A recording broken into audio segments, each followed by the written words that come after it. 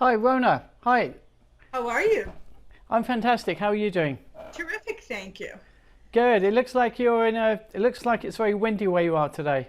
It is windy and rainy. We are having a monsoon. Okay.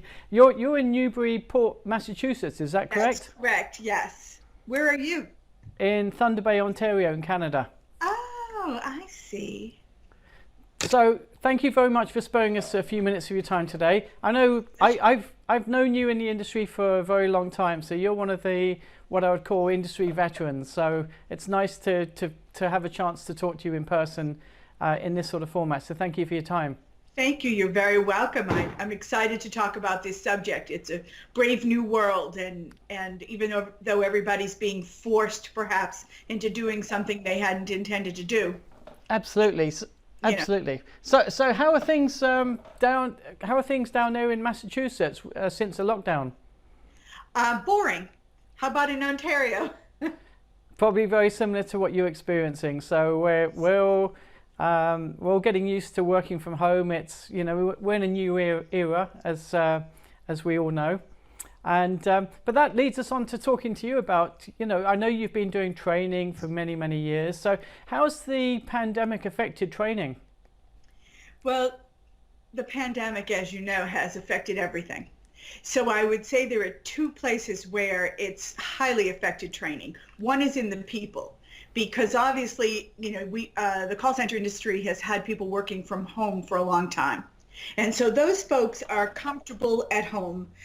They meant to be working from home. They chose it. And so for them, their high need for training right now is reassurance. Training is very reassuring for those folks because it makes them believe their company is still investing in them. They're not going to get laid off. Whereas the other half of the folks, or maybe even two-thirds of the people, have had work at home thrust upon them, and they didn't choose it. And for them, this isolation, the lack of camaraderie, is extremely painful. I had someone describe it to me as having a hot blanket pulled over their heads. Right. And so their need for interaction with others drives the need for training with them. They need to be able to see other people's faces and have a laugh and play a game.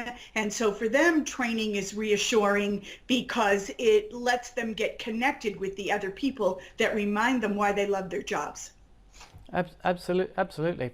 So talking about managers who are watching this and they're used to training in a classroom, how should they adapt then to training remotely? Well, there are a couple of tools, many tools, in fact, that people have pretty much already become accustomed to using. And one of the things that I find so interesting right now is all of a sudden everybody and their grandma literally is using Zoom to the point where I believe we've broken it. Um, but that just goes to show how easy it is to use these tools. So the first thing I would say is adapt by choosing a tool that your company has paid for, not a free tool. And they're quite inexpensive, whether you're using Adobe Connect, which I really like, whether you're using WebEx, we're on Skype right now, and you're looking for tools that allow you to create the right and most appropriate amount of interaction that you need for your people. So I Okay. would say choosing the tools is the first thing.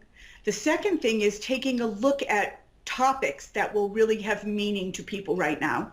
And I think the topics that have become the most powerful for folks right now are listening skills, deep listening skills, and listening with empathy, and how to prove your listening and respond with reassurance and kindness to your clients or customers or prospects.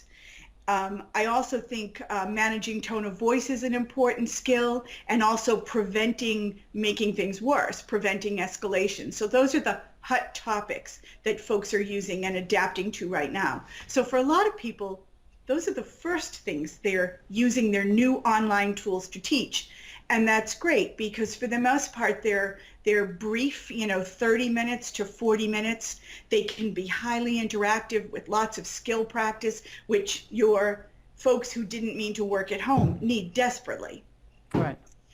So tools, choosing the right content. Also, making sure that any presentations you have are not dull. You know, in the classroom, it's pretty easy to stand and talk to a one PowerPoint slide for 5 minutes. But online, that really should be 5 to 10 slides. So think about your graphics, think about breaking up points, think about making sure that folks aren't being lulled to sleep by your voice and have things to look at. I would say those are the three main things. And then the last one would be to make sure that who's ever doing the facilitation has genuine enthusiasm for the material and the content, is truly excited and can sound excited, and won't get frustrated with people if they don't appear to be paying attention, or know how to draw out people by including things like polls and questions and activities and breakout rooms, and doing everything you need to do in order to make sure that it is a heartwarming and fulfilling experience for your learners while they learn something that they really need. So it's a long answer. I hope it's a good one. Okay, excellent, thank you. And you know, one of the things that we experience when we work in traditional contact centres, and you and I have been there for many years, is you typically walk in there. If you're a trainer, you go up to, you know, you would sit down with your agents, you'd listen to some calls, you'd talk to them, you'd look at how they're using the systems. How do leaders and managers now actually identify training needs analysis when they're doing it remotely, when perhaps they can't see everything that the agent's doing? Very interesting. I think a large percentage of our contact centers are investing, if they haven't already invested, in tools that record calls and capture screens. And if you have work at home agents, that's sort of par for the course. So that's the good news, because they can really hear and really see. We always advise people to make sure you listen to 2 or 3 calls or review 2 or 3 emails and look for a pattern of behavior so that you have something that's really worth spending time with someone on. And then find that one pattern, we call it a small win, and go ahead and make the phone call and spend the time with the person.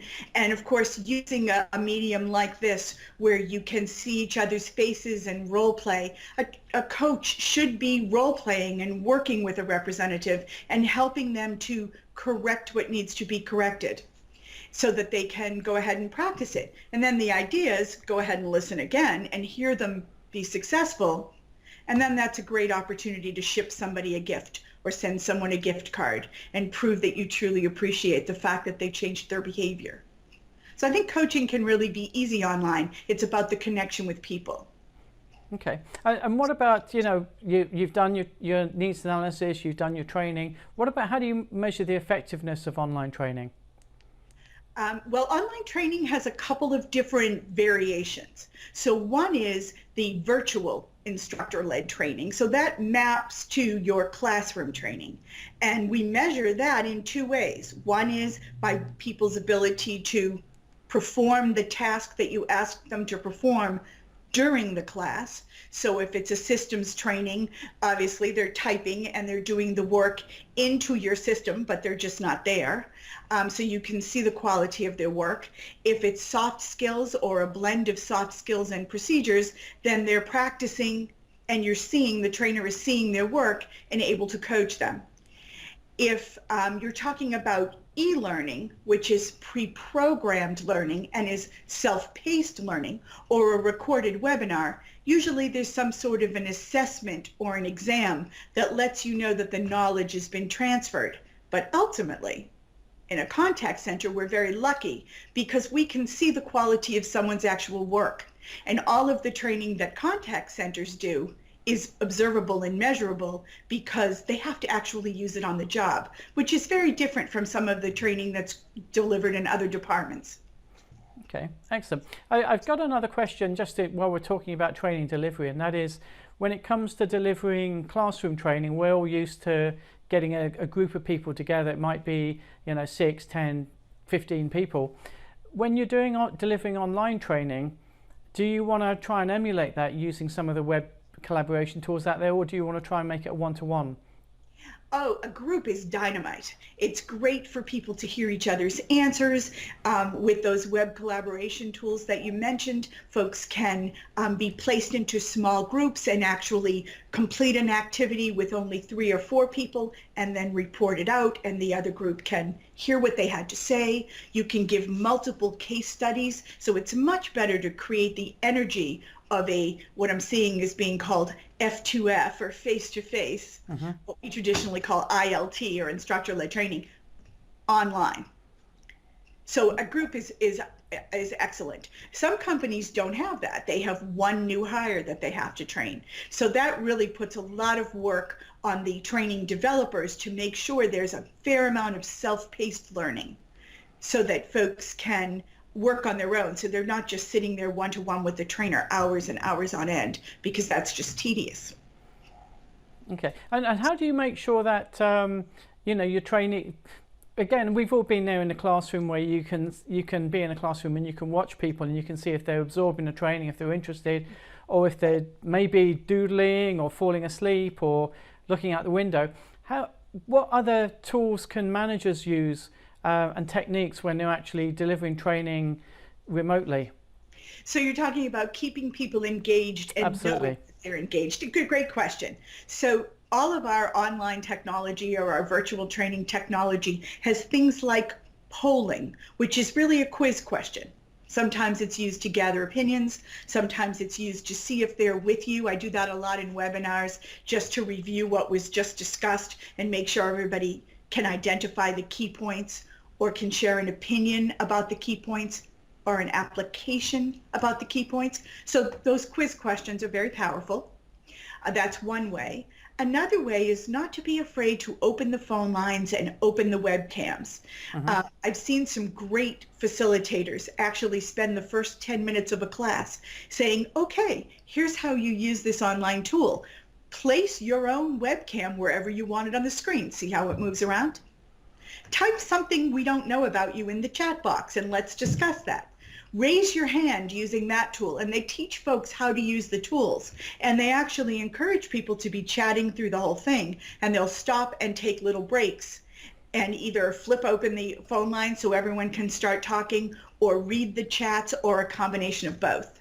But I think the folks who just do the cold webinars and don't let people speak are really missing at least 50% of their learners and the ability to engage them. So I always encourage with a small group opening those phone lines and letting a little chaos in. It's kind of fun.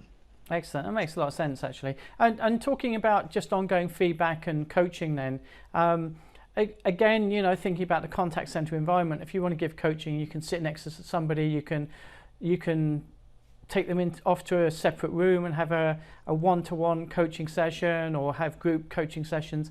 What are the most effective ways to do this remotely? So because we tend to be able to record and listen or read somebody's emails, it's easy to know in advance what it is you want to coach somebody on. So our advice is typically to schedule the time for the coaching and let the person know when you're going to be listening or listening to their recorded calls and when the feedback session will be. And then making the phone call, opening the webcams, and having a conversation as though you're face to face. Ideally, you want to use a good coaching process model. So you don't want to be doing that old-fashioned sort of sandwich method, running through a whole call and telling them all the things they did well and then slipping in the thing you want them to fix and then moving on to what they did well. That typically doesn't work that well. You really want to have some time focused on either what they're doing well to reinforce that, because not all coaching sessions need to be about corrections. Sometimes it's just reinforcing excellence. And other coaching sessions can be about giving corrective feedback and really role-playing and working through and having a valuable conversation with someone, which really only needs to take 5 or 10 minutes if you're focusing on one skill or two skills. And then at the end, gaining agreement that the person is going to actively, passionately work on what you've just discussed right now. So then the coach's job is to listen again right now either to listen remotely because they have that technology, or to grab those first few recorded calls or recorded chats or emails and be able to assess how easily someone has applied what you just worked with them on. And of course, if they have, now you have an opportunity to call them and give them positive feedback, which is a great way to end a coaching session. Interesting. Very good. Thank you. And when the pandemic is all over, and hopefully it'll be very soon for all of us, when it's over, do you think we're going to go back to the traditional way we trained, or do you think that some companies will use a little bit more online now they've been playing with it? What's your thoughts? So I don't have a crystal ball, but my instinct about this is that companies have been moving toward work at home contact center agents for a long time, and that this will be their opportunity to prove the model. Mm-hmm. So the costs are lower, you have a much larger pool of workers with the right skill sets and attitude and experience that you're looking for if the whole world can be hired. So I think that we're going to see more and more folks just plain staying at home. The challenge will be for those people who can't bear to work at home. And some companies, if they've hired people who, for the most part, can't bear to work at home, they're going to find out pretty quickly that these folks are lonely and frustrated, and they'll either lose them or they'll have to bring them back in. So what I believe will happen is that a lot of folks will be staying at home, and that contact centers will be looking to transition their 3-week new hire classroom training with their 3 weeks of on-site nesting to a virtual training program that perhaps only takes 2 or 3 weeks in total, because it's extremely targeted with no wasted time and the right activities for the learners, a right blend of e-learning that's custom for them, and games that help people memorize or know where to find things, and virtual instructor-led training where folks can practice and work with a group. Because contact center work, for the most part, is an individual job. It's not like a group of engineers working together to design something. You work alone.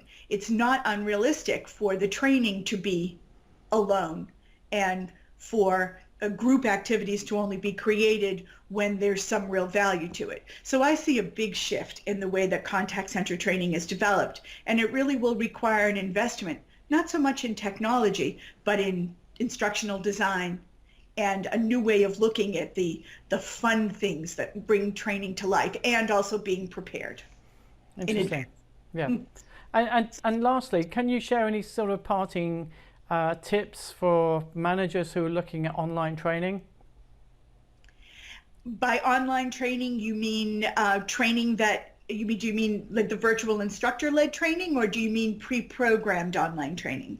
Let's cover both of those areas. Okay, great. And I think you're probably right. I think most people see online training as the whole gamut. My advice would be to take a look at what you already have and identify the content that is the most important for your learners. What do they really know how to do? And start there. I think that the focus needs to be on setting the stage for your learners so that they feel comfortable at home, perhaps sending them all of their materials and gifts and all the fun, kooky call center stuff that they typically get when they arrive, and sending that home with them so they have a nice environment to work in that feels like your business, and then delivering the training in the right order with lots of graphics and lots of interaction. And then, of course, having facilitators who are truly prepared, who are not winging it, but who have taken the time, who've been given the time to prepare so that what they have is orderly and efficient. And I think that's going to reduce the costs in contact centers dramatically and increase the retention of their top performers or their top new hires. I think it's very exciting. Interesting, really good. Thank you, Ronna. I want to thank you for your time and for taking for sharing some of your knowledge and insights with our members around the world. Just want to wish you a very safe time now for the next few months in lockdown and when we get past this pandemic, and stay in touch. Thank you very much. You too. Thank you so much. This was a pleasure. I'm always happy to help. Thank you. Take care. Bye-bye.